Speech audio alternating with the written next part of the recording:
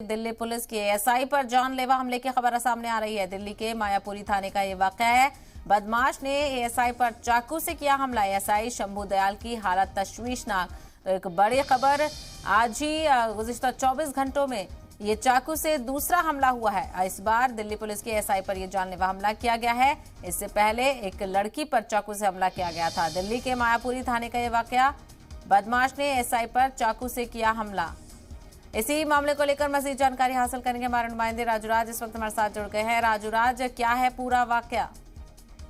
देखिए, आज लगभग 4 बजे के करीब दिल्ली पुलिस के मायापुरी थाने में एक महिला आती है और वो शिकायत करती है कि पड़ोस में रहने वाले एक लड़के ने उसके पति का मोबाइल चोरी कर लिया है। और उसके बाद ये काम की जिम्मेदारी दी जाती है शंभू दयाल को। शंभू दयाल उस महिला के साथ वहां झुग्गियों पर पहुंचते हैं और वहां पर अनीस नाम का एक बदमाश जिसने मोबाइल चोरी की थी, तो पूरे शंभू दयाल उसे पकड़ने की कोशिश करते हैं। इसी दौरान अनीस शंभू दयाल पर ताबड़तोड़ चाकुओं से वार करता है। लगभग 5 से 6 बार चाकुओं से वार करता है, पेट में, गर्दन में, सर पे और हाथ पे।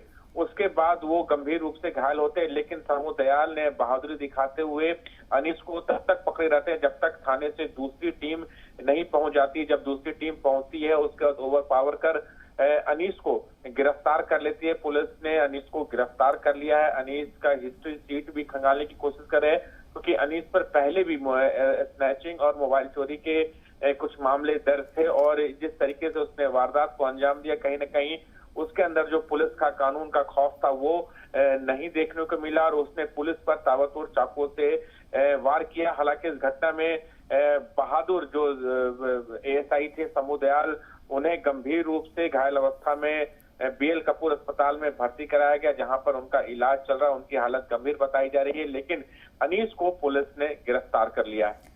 बिल्कुल, बड़ा अपडेट यह है कि हमलावर को गिरफ्तार कर लिया गया है, लेकिन तशवीश की बात यह है कि एएसआई शंभू दयाल की हालत गंभीर बताई जा रही है। क्या बताया जा रहा है? खैर, उम्मीद करते हैं कि वो ठीक हो जाएं।